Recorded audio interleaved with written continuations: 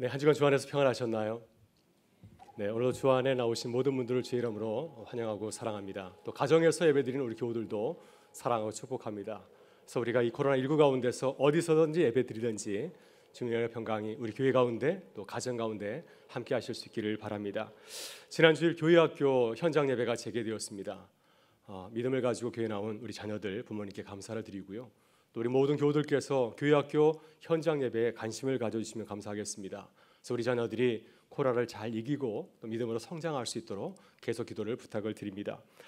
지난 주일에 교회발전위원회가 제척에 대한 교회의 상황과 입장을 설명하는 유인물을 나누어 드렸습니다. 그리고 봉사 신청서를 나눠드리고 교인들의 참여를 당부하였습니다.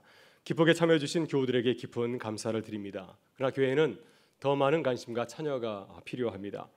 우리나라가 코로나19 처음 시작되었을 때 굉장히 큰 어려움이 있었죠. 그렇지만 세계가 주목할 정도로 대응을 잘한 것은 모든 국민들이 관심을 가지고 참여해 주었기 때문이었습니다. 교회 문제도 그렇습니다. 교회가 지금 무척 어려운 가운데 있습니다. 모든 교우들의 관심과 참여가 절실히 필요한 가운데 있습니다. 이때 우리의 그 마음의 자세가 굉장히 중요한 것 같습니다.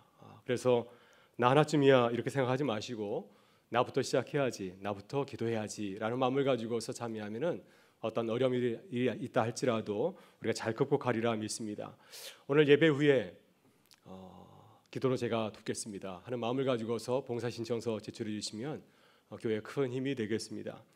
오늘 우리에게 주시는 말씀은 예수님께서 제자들을 파송하시면서 제자들에게 당부하신 말씀입니다. 지난 주일 살펴본 말씀을 잠시 나누면은 예수님께서는 12제자를 파송하시면서 제자들의 사역에 대해서 말씀하였습니다. 이제는 가까운 잃어버린 양이 가서 하나님 나라의 복음을 전하라 말씀하였습니다. 더러운 귀신을 쫓아내고 모든 병과 또 약한 자들을 고쳐줄 것을 당부하였습니다. 예수님께서 당부하신 그 사역은 단순히 치유 사역이 아닙니다. 이 사역은 세상에 나가서 하나님 나라의 복음을 증거하라고 하는 것입니다. 하나님 나라가 가까이 왔음을 눈으로 보고 깨달을 수 있도록 그들을 알리라고 하는 것입니다. 하나님께서 우리 가운데 함께 하셔서 더러운 귀신이 물러나며 또 놀라운 기적이 일어나고 있음을 그 사역을 통해서 보여주고 증거하라고 하는 것입니다. 이것이 예수님께서 제자들에게 당부하신 하나님 나라의 그 사역이었습니다. 그런데 예수님께서 제자들을 세상에 파송하시면서 제자들에게 특별히 당부하신 말씀이 있습니다. 그것은 제자들의 사역에 대한 세상의 반응입니다. 세상이 제자들의 사역을 보고 어떤 반응을 보였을까요? 제자들이 나가서 더러운 귀신을 쫓아내고 또 많은 병자를 고칠 때 세상이 어떻게 반응했을까요? 와, 제자들이 우리에게 와서 하나님 나라의 귀한 복음을 증거하구나 하면서 그들의 사역을 인정하고 그들을 칭찬하고 감사하였습니까? 그 정반대였습니다. 주님은 제자들에게 닥칠 고난과 핍박과 박해에 대해서 예고하고 계십니다. 본문 12절에서 예수님은 제자들에게 닥칠 고난과 박해를 말씀합니다. 왜 제자들에게 고난이 닥쳐왔을까요? 이 좋은 일을 하는데 왜 고난이 닥쳐오겠습니까? 그것은 그들이 예수님의 제자이기 때문입니다. 예수님께서 세상에서 이제 더러운 귀신을 쫓아내고 또 많은 병자를 고칠 때 바리새인들은 주님을 칭찬하지 아니하고 주님을 어떻게 비방하였습니까? 주님을 바알세불이라 불렀습니다. 예수님께서 놀라운 기적을 베푸시는 것은 하나님께 주신 힘을 가지고서 고치는 것이 아니라 귀신의 힘을 가지고서 이 모든 사역을 감당한다면서 주님을 비난하고 비방하였습니다. 사람들이 이렇게 예수님을 이해하지 못하고 핍박하는데 그들의 제자들은 어떠하겠습니까? 주님의 제자들에게도 예수님에게 따랐던 그 핍박과 박해가 따르지 아니하겠습니까? 마태복음 10장을 보게 되면 제자들이 사역을 하면서 겪었던 핍박이나 박해에 대해서는 구체적으로 소개하고 있지 않습니다. 그러나 예수님께서 부활하시고 승천하신 이후에 제자들은 끊임없이 고난과 박해를 겪게 되었습니다. 오순절 성령 강림의 놀라운 사건을 경험하였던 예루살렘 교회도 결국 어떻게 되었습니까? 고난과 핍박이 임하여서 이제 온 유다와 사마리아로 땅끝까지 이르러서 흩어져서 복음을 전하게 되었습니다. 사도행전은 제자들이 고난과 핍박을 받으면서 하나님 나라의 복음을 전한 초대교회의 그 역사를 증거하고 있습니다. 그러나 예수님께서는 제자들이 감당해야 하는 고난과 핍박을 두려워하지 말라고 하였습니다. 오늘 본 말씀을 가만히 살펴보게 되면은 예수님께서 반복적으로 하시는 말씀입니다. 두려워하지 말라. 이 말씀을 3번에 걸쳐서 반복적으로 전하고 있습니다. 26절을 보게 되면 그런즉 그들을 두려워하지 말라. 28절 말씀은 이렇게 증가합니다. 몸은 죽여도 영혼은 능히 죽이지 못한 자들을 두려워하지 말고 오직 몸과 영혼을 능히 지옥에 멸하실 수 있는 이를 두려워하라. 31절 말씀입니다. 두려워하지 말라. 너희는 많은 참새보다 귀하니라. 이렇게 예수님께서 제자들을 파송하시면서 두려워하지 말라 이 말씀을 거듭 말씀하신 것은 지금 제자들이 고난과 박해를 바라보면서 두려워 떨고 있기 때문입니다. 사실 제자들이 두려워하는 일들은 남의 일들이 아니라 바로 우리의 일상이기도 합니다. 오늘 열심히 주를 위해서 살아가다 보면은 우리의 삶의 자리 가운데 우리를 두렵게 하는 일들이 참 많이 일어나지 않습니까? 주를 위해서 달려가는데도 불구하고 우리를 힘들게 하는 분들이 참 많이 있습니다. 또 코로나19와 같이 우리가 전혀 예상하지 못했던 문제들이 발생하기도 하고요. 또 무서운 질병과 같이 우리의 마음을 빼앗고 우리를 낙심하게 하는 일들도 있습니다. 말씀대로 살아가려고 하고 전도하며 살아가려고 하는데 우리를 지치게 하고 두렵게 하는 일들이 참 많이 벌어지고 있습니다. 주님께서는 이런 우리의 삶의 형편을 잘 아시고 우리에게 두려워하지 말라고 말씀하였습니다. 왜 주님은 우리에게 두려워하지 말라고 하셨을까요? 두려워할 수밖에 없는 상황 가운데서 어떻게 두려워하지 않을 수 있습니까? 여러분, 상황은 바뀌지 않기 때문입니다. 그러나 상황을 바라보는 우리의 시선을 바꾸게 되면은 얼마든지 두려워하지 아니하고 상황을 지혜롭게 대처해 나갈 수가 있습니다. 그래서 오늘 주님은 두려워하지 말고 두려운 상황을 만났을 때 우리가 두려워하지 아니하고 지혜롭게 대처해 나갈 수 있는, 믿음으로 대처할 수 있는 그 이유에 대해서 말씀하고 있습니다. 첫째, 복음의 진실은 언젠가는 반드시 밝혀지기 때문입니다. 예수님께서 이제 세상에서 하나님 나라의 복음을 증거할 때 많은 사람들로부터 따돌림과 오해를 받게 되었습니다. 마태복음 9장 9절 이하를 보게 되면 예수님께서 세간에서 일하고 있는 세리 마태에게 찾아오셔서 그를 제자로 부르시고 또 그곳에는 많은 세리들과 함께 식사 교제를 하였습니다. 그때 사람들이 예수님을 어떻게 바라보았습니까? 예수님께서 참 귀한 일을 하시는구나. 아무도 찾지 않는 세리들을 제리로 부르시고 그들과 함께 귀한 생활을 하고 있구나 칭찬하였습니까? 그렇지 아니하고 오히려 주님을 비방하고 비난하였습니다. 그들이 제자들에게 이렇게 말하였습니다. 어찌하여 너희 선생은 죄인인 새들과 함께 어울리면서 식사를 하느냐? 이런 말씀을 들었을 때 예수님께서 그들에게 그 이유를 설명해 주었습니다. 건강한 자에게는 의사가 쓸데없고 병든 자에게라야 쓸 수 있느니라. 나는 의인을 부르러 온 것이 아니라 죄인을 부르러 왔느니라. 이렇게 주님의 사역에 대해서 이야기를 해 주었습니다. 또 마태복음 9장을 보게 되면 세례자 요한의 제자들도 예수님의 행동과 뜻을 헤아리지 못하고 주님에게 찾아와서 물었습니다. 왜 우리와 바리새인들은 금식하는데 왜 당신과 제자들은 금식하지 않습니까? 그때 주님은 또한 대답해 주었습니다. 혼인집 손님들이 신랑과 함께 있을 동안에 슬퍼할 수 있느냐? 그러나 신랑을 빼앗길 날이 오느니 그때는 금식할 것이니라. 여러분, 이 두 가지 사건은 예수님께서 사역하시면서 사람들에게 배척과 오해를 받은 아주 대표적인 사건입니다. 바리새인과 세리자의 요한의 제자들은 주님의 그 사역과 행동을 잘 이해하지 못하였습니다. 왜 주님께서 세리 마태를 부르셨는지, 왜 세리와들과 함께 식사 교제를 나누는지 그 말씀을 이해하지 못하였습니다. 지금 예수님께서는 무엇을 보여주고 있습니까? 하나님 나라에서는 모든 사람들이 주님과 함께 더불어 앉아서 식탁 교제를 나누는 곳이라고 하는 것입니다. 모든 사람을 환영하는 곳, 바로 이것이 하나님께서 우리를 부르신 하나님 나라의 모습이라고 하는 것입니다. 또 주님께서 우리와 함께 하시기 때문에 신랑이신 예수 그리스도가 우리와 함께 하실 때 우리는 슬퍼하지 아니하고 기쁨이 넘치는 풍성한 축제를 나누게 될 것이라는 사실을 친히 자신의 사역을 통해서 보여주신 것이었습니다. 그러나 요한의 제자들과 바리새인들은 주님의 사역을 이해하지 못하였습니다. 그들 눈으로 바라볼 때 예수님은 참 위험한 인물이었습니다. 왜냐하면 유대 사회가 금지하고 있는 세리들과 어울리고 그들과 함께 상종하였기 때문이었습니다. 또 예수님께서는 유대 사회가 매우 중요하게 생각하는 율법을 어기며 살았기 때문입니다. 정결법을 지키지 않았고 또한 안식일법을 지키지도 아니하였습니다. 그래서 그들은 예수님을 비난하였습니다. 이 사람은 죄인과 세리의 친구로다. 이 말씀은 예수님을 칭찬하는 것이 아니라 거의 욕설에 가까운 그러한 저주에 가까운 말입니다. 그리고 경건한 세리자 요한의 제자들도 예수님의 행동을 이해하지 못하고 주님께 따지고 비난하였습니다. 왜 당신들은 금식하지 않습니까? 여러분, 우리도 예수님의 제자로 살아가게 되면 오해와 배척을 당할 수 있습니다. 예수님도 이렇게 오해를 받으셨는데 하물며 우리는 어떠하겠습니까? 여러분, 사람들은 우리의 행동을 잘 이해하지 못합니다. 우리가 왜 예배를 드리는지, 이런 상황 가운데서 쉬지 아니하고 왜 교회 나와서 예배를 드리는지 잘 이해하지 못하죠. 우리가 어떻게 행동하든 비난하고 비방합니다. 너무 잘하면 잘한다고 뭐라고 하고 또 너무 못하면 너무 못한다고 뭐라고 하지 않습니까? 잘하나 못하나 우리는 항상 소리를 듣게 되어 있습니다. 우리는 가끔 이런 착각을 합니다. 우리가 지금보다 훨씬 더 잘하면은 사람들이 우리를 이해하고 칭찬하지 않을까, 이런 생각하지 않습니까? 물론 우리가 더욱더 잘하게 되면은 세상 우리를 향해서 칭찬할지 모르지만 대부분의 사람은 그렇게 생각하지 않습니다. 그리스도인들이 어려운 일을 하면서 도와주는 거, 그건 당연한 거지, 당연한 것이라고 생각합니다. 그러나 우리가 조금 못하게 되면 어떻게 믿는 사람들이 돕지 않느냐면서 우리를 향해서 욕을 하기도 합니다. 그래서 이러한 세상을 바라볼 때 참 억울하다는 생각이 가끔 들 때가 있습니다.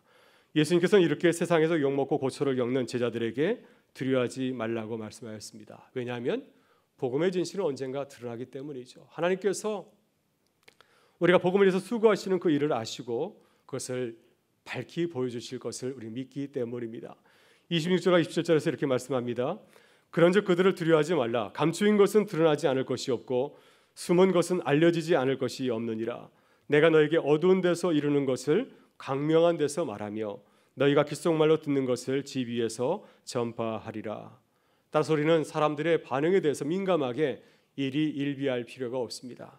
우리는 계속해서 복음을 전하며 살아가야 됩니다. 그럼 주님께서 우리의 모든 행사를 아시고 주님께서 우리를 선하신 길로 인도하여 주시리라 믿습니다. 고린도전서 1장 24절을 보게 되면 바울 사도가 예수를 믿고 난 이후에 자신의 삶을 돌아보면서 이렇게 고백을 합니다.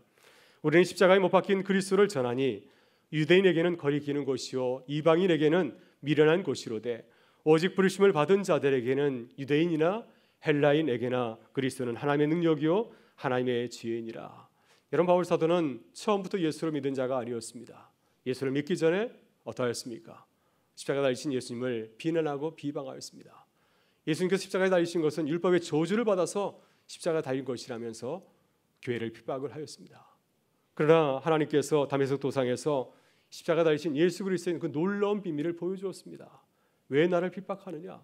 그 사건을 통하여서 바울 사도는 십자가에 달리신 예수가 거리끼는 것이나 미련한 것이 아니라 하나님의 놀라운 능력의 지임을 깨닫게 되었습니다. 여러분, 주를 위해서 어려움을 겪고 있으시다면 두려워 마시지 바랍니다. 계속해서 믿음의 길을 걸어가실 수 있기를 바랍니다. 하나님께서 십자가에 달리신 예수 그리스도의 그 놀라운 비밀을 바울 사도에게 알려주신 것처럼 주님께서 우리의 억울함과 서울함을 아시고 주님의 뜻을 밝히 보여주실 줄 믿습니다. 둘째, 우리가 두려워하지 말 것은 하나님께서 우리의 삶을 돌아보시고 또 우리를 책임져 주시기 때문입니다. 예수님께서는 제자들이 두려워하는 이유를 잘 알았습니다. 제자들은 그들을 비난하고 또한 배척하는 상황과 사람을 바라보면서 두려워하였습니다. 특히 제자들은 사람들을 두려워하였습니다. 사도행전 1장을 보게 되면 예수님께서 승천하셨을 때 제자들이 어떻게 하였습니까? 사람들을 피해서 마가의 다락방에 숨어서 기도하지 않았습니까?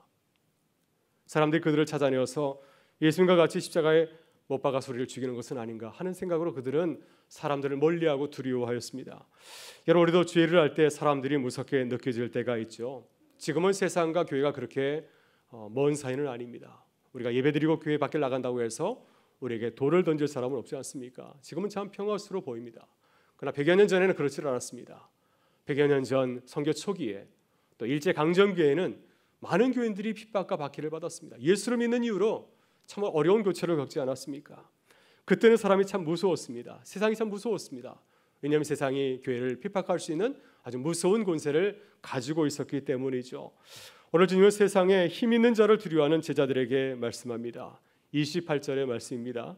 몸은 죽여도 영혼은 능히 죽이지 못하는 자를 두려워하지 말고 오직 몸과 영혼을 능히 지옥에 멸하실 수 있는 이를 두려워하라. 우리는 영적인 눈이 밝지 못하여서 사람들을 의식할 때가 참 많이 있습니다. 그러나 우리는 눈을 떠서 정말 두려워할 일을 바라봐야 됩니다. 이 세상을 통치하시는 이가 누구인가, 이 세상을 다스리는 이가 누구인가를 알 때 우리는 두려워하지 아니하고 이 세상을 살아갈 수 있기 때문입니다. 그래서 예수님께서는 하나님에 대한 정확한 지식을 당부하였습니다. 그래야 세상을 두려워하지 아니하고 자유할 수 있기 때문이죠. 그래서 주님께서는 제자들에게 하나님에 대해서 비유로 말씀하였습니다. 29절에서 이렇게 말씀합니다. 참새 두 마리가 한 아사련에 발리지 않느냐? 그러나 너희 아버지께서 허락하지 아니하시면 그 하나도 땅에 떨어지지 아니하리라. 너에게는 머리털까지 다 세신 바 되었나니 두려워하지 말라. 너희는 많은 참새보다 귀하니라. 예수님께서는 우리를 향하신 하나님의 놀라우신 사랑과 관심을 묵상할 것을 당부하였습니다. 하나님은 어떤 분이신가요? 하나님은 이 세상의 모든 것을 다 주관하시는 분이십니다. 시장에서 두 마리 참새가 팔리는 것도 주님께서 진히 간섭하신다고 하는 것입니다. 하물 하나님께서 하나님의 형상으로 창조된 우리를 어떻게 바라보며 우리를 돌보시겠습니까? 하나님은 우리의 머리털까지도 세신 바 되시는 분이십니다.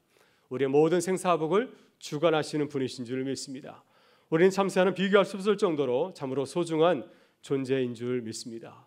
우리를 향하신 하나님의 사랑을 믿고 신뢰한다면 무엇을 두려워하면서 또한 무엇을 염려할 수 있겠습니까?